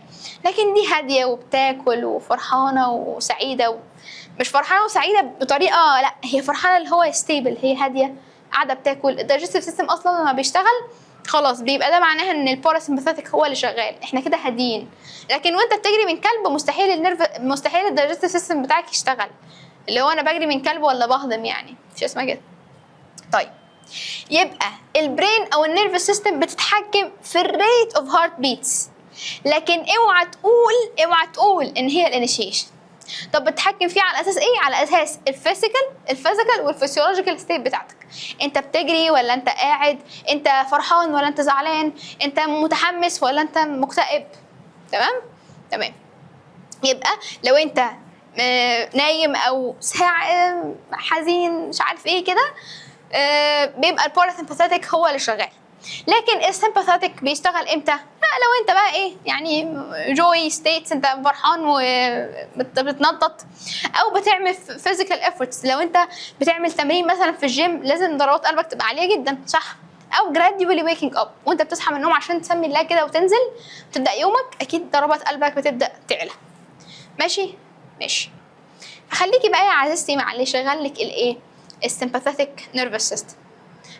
بلاش منه اللي هيشغلنا باراسمباثيك ويخلينا نقعد نعيط ونكتئب بلاش منه. بس ايه اللي جبرك يا بنتي؟ ما في مليون واحد في الدنيا، ايه اللي جبرك على وجع القلب والنكد ده؟ والله انا عارفه ان انت مهزقه وكده اللي في دماغك، بس خليكي مع اللي هيشغل لك السمباثيك نيرفس سيستم. احنا مش قليلين برضو يعني. ماشي. ازاي بقى الهارت بينبض؟ ده اللي احنا شرحناه، هنقراه سريعا سوا. قال لي it all starts from ايه؟ الساينواتريال نود. كل حاجه بتبدا من الساينواتريال نود. الساينواتريال نود هتبدا هي بص sense contraction impulse spontaneously، يعني من نفسها، من تلقاء نفسها هي بتبعت contraction impulse لمين؟ لمين هخنقكم؟ للاتريا. اتفقنا؟ ليه؟ عشان الاتريا تكونتراكت. حلو. طب وبعد كده الامبولس بتكمل تروح فين؟ تروح للاتريو فنتيكولار نود. ليه سميناها اتريو فنتيكولار؟ عشان هي موجوده ما بين الاتريوم والفنتريكل. حلو. وبعدين النود دي موجوده ما بين الاتريا والفنتريكل. ماشي. الاتريو فنتريكولار دي الامبلس بتبدا تروح على طول سريعا خلال مين؟ خلال الهيس فايبرز اللي في النص، هوريها لكم تاني. ومن الهيس فايبرز بتبدا تروح للبوركنجي فايبرز، ومن البوركنجي فايبرز دي بتروح للفنتريكلز بتعمل كونتراكشن. تعالوا نشوف اخيرا على الصور دي. اول حاجه مفيش اي حاجه، هو عادي الساينو اتريال نود هتبدا تبعت اشارات لمين؟ للاتريو فنتريكولار و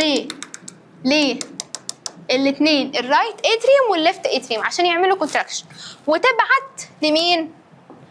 للاتريو فنتريكولار نود. تعالوا نشوف كده ايه اللي هيحصل. اديها بعتت اهو. ايه اللي حصل؟ دول حصل لهم كونتراكشن، الرايت والليفت اتريوم حصل لهم كونتراكشن. طب وبعدين تعالوا نشوف وبعدين ايه اللي حصل. ادي الامبلس بدات تمشي، اتنقلت خلاص اهي، خلاص سابت الساينو اتريال وراحت لمين؟ للاتريو فنتريكولار نود. بدات تعمل ايه؟ بدات تمشي فيها عن طريق مين؟ عن طريق الهيس فايبرز. هيس فايبرز هي غالبا اس واحده مش مهم. من الهيس فايبرز تبدا تروح لمين؟ للبوركنجي فايبرز، ومن البوركنجي فايبرز اللي يحصل؟ تبدا تعمل كونتراكشن لمين؟ للفنتريكل. طبعا الاثنين الرايت والليفت لازم يعملوا مع بعض. اتفقنا؟ ايه اتفقنا. ده بقى فيديو عظيم، ما كنتش عايزاه يطلع صوت بس مش مشكله. بصوا احنا هنا دخلنا فين؟ يا رب يكون ينفع اوقف. الحمد لله. شايفين كده احنا فين يا جماعه؟ دي بايكاسبيد ولا ترايكاسبيد؟ هشغل لكم بس ده السؤال انا عايز اقوله لكم، دي بايكاسبيد ولا ترايكاسبيد؟ حاولوا تركزوا. شايفين في كام فلاب؟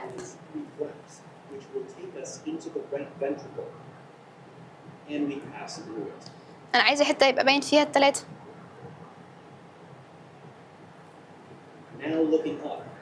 شايفين؟ انتوا مستمتعين معايا؟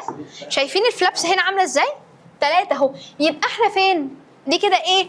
الترايكاسبيد. يبقى احنا فين؟ احنا في الرايت، ما احنا قلنا رايت رايت تراي، صح؟ يبقى احنا كده في الايه؟ تحت. احنا دخلنا، احنا نعتبر نفسنا دم دلوقتي. احنا نزلنا خلاص من فوق. فوق دي اللي هي مين؟ اللي هي الرايت اتريوم، ونزلنا تحت. يبقى احنا كده دلوقتي فين؟ احنا في الرايت فنتريكل. من الرايت فنتريكل هنروح فين؟ المفروض ندور على البلمونري ارتري عشان نطلع فيه، صح؟ تعالوا نشوف كده. بصوا اللي بيفتح هناك ده البلمونري فالف. هندخل منها دلوقتي، ركزوا معايا. يلا بينا. دي البلمونري فالف هتدخلنا فين؟ على البلمونري ارتري. عظيم جدا. بعد ما ندخل على البلمونري ارتري هنروح على اللنجز. احنا دلوقتي هنروح على اللنجز، ماشي؟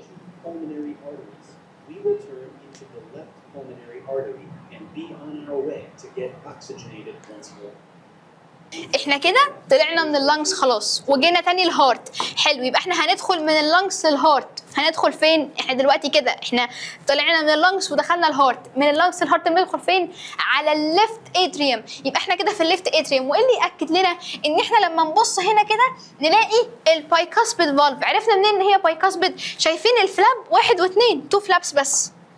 شايفين؟ 2 بس. هيلف دلوقتي وهنشوفها. الموضوع مسلي جدا. احنا كده بنلف اهو. بسم الله. هنبص بقى فوقنا.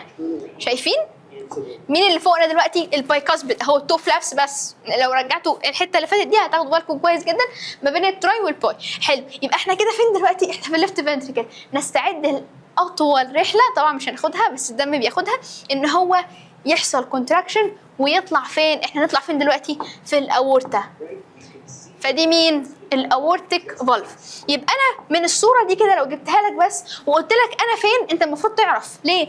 لان انت هتبص على اكتر فالف واضحه اللي هي مين؟ اللي هي البايكاسبيد فالف. عرفت منين ان هي بايكاسبيد؟ يا عم ما هو هما 2 فلابس بس. يبقى انت كده تحت، انت كده في الليفت. اهم حاجه ان انت في الليفت. احنا قلنا ليفت باي، يبقى انت كده في الليفت. حلو. طب هل انا شايف الاورتا؟ ده انا شايف اصلا دي. يبقى انا اكيد في الليفت ايه؟ فنتريكل. طب هبدا اتحرك، لازم دي تقفل وانا هتحرك لما دي تفتح. اتحرك لفين؟ للاورتا. اتفقنا؟ اتفقنا. دي كده اورتيك فالف هتبدا تفتح واحنا هندخل جواها. ماشي. موضوع تحفه قوي. يا رب تكونوا حاسين بالجمدان. بس خلاص. ماشي خلاص. شكرا يا عم. الحمد لله على السلامه وقدر ولطف والموج عليه بالسباحه وقام تاني. لو انتوا حاسين ان الحصه يعني تقيله او في حاجه مش مفهومه قوي، هي محتاجه تخيل كبير قوي. انا حاولت اجيب لكم صور كتير فعلا، بس هي السيركلاتري سيستم مش بتحب من اول مره. والله العظيم دي احلى حاجه ممكن تدرسوها في حياتكم. لو حبيتوها من دلوقتي فانتوا ناس بتفهموا، ولو لسه مش قوي فعادي، ده طبيعي جدا. ان شاء الله احنا هنمشي فيها على مدار 4 حصص، الحصه دي وكمان 3 ان شاء الله ان شاء الله ان شاء الله. مع اخر حصه انتوا هتبقوا اساتذه في السيركلاتري سيستم. على فكره انا عمري ما حفظتها، ولو حد جه قال لي انا حافظ السيركلاتري سيستم اقول بس يهبل، مفيش حاجه اسمها كده اصلا، يعني ما بقتنعش. حفظتها هتنساها، لكن لو فهمها هيبقى دماغك متخيله الباث واي اللي احنا قلنا النهارده ده بيمشي ازاي. وطبعا لما ناخد السيركلاتري سيستم بتاعت الجسم كله بقى حاجه فعلا تحفه. وعلى فكره احنا كنا اخدنا جزء منها في الدايجيشن في شابتر 1، في اخر شابتر 1 اخدنا جزء منها، بس يعني مش مشكله كل ده هيتقال تاني. فلو انتوا لسه حاسين ان الموضوع مش قوي عادي، بس اتفرجوا على فيديوهات من دي كتير، بجد الموضوع ممتع جدا جدا جدا. اتفرجوا على الفيديوهات بتاعت الكونتراكشن والريلاكسيشن بتاعت الهارت، فعلا حاجه رهيبه عظيمه. حاجه زي الجورني اللي احنا خدناها في الهارت دي بالنسبه لي كانت واو، ايه ده جامد قوي. فيعني والله العظيم الموضوع ممتع جدا، بس اهم حاجه ان احنا ايه ما نقفلش منه خالص، وادوا نفسكم فرصه. الحصص الجايه مش تبقى محتاجه تخيل قوي قد اخر حصه، فممكن كل حصه بنزود حته عشان لما نوصل ان شاء الله لاخر حصه ونبدا نشرح السيركلاتري سيستم على بعضها او السيركيليشن كامله، يبقى عندنا تخيل وتصور لكل حاجه وقادرين نتخيله فعلا كسيركلاتري سيستم. خلاص طيب. ف يعني عايزه اقول لكم حاولوا تذاكروا كويس الحصه دي. وعلى فكره ما فيهاش مذاكره، انتوا لو فهمتوا اللي انا قلته ممكن تدخلوا تحلوا دلوقتي. مفيش مذاكره بجد، مفيش حاجه حتى تحفظها خالص خالص خالص. فانت لو فهمت الحصه ادخل حل خلاص كده، ما تذاكرش. انا اللي بقول لكم يعني، لان بجد بس لو فهمت الحصه كويس يعني اوعى تقول بقى مش عارف ايه ما فهمتش الحصه اتفرج عليها تاني يعني فاهم يعني. زق معانا الحصه كده. بس والله بجد انتوا لو بصيتوا لها يعني ايه بلذاذه كده ولطافه هتلاقوها فعلا لذيذه بجد. السيركلاتري سيستم من احلى الحاجات اللي ممكن تدرسوها في حياتكم، من احلى الحاجات اللي انا درستها في حياتي. فاتمنى ان الشعور يكون وصل لكم، واتمنى ان هي تكون احلى حاجه برضو انتوا درستوها في حياتكم، لان هي كانت احلى حاجه انا فعلا درستها في حياتي. اوكي بالتوفيق ان شاء الله. ولو احتجتوا اي حاجه احنا كده كده معاكم، ما فيهاش هزار يعني، عيب عليك. وبالتوفيق ان شاء الله يا شباب، واشوفكم على خير الحصه الجايه. وذاكروا كويس، ذاكروا كويس. يلا تعالوا نروح نحل كلاس شيت، يلا بينا. اللي جاي احلى، فلتصحبكم السلامه.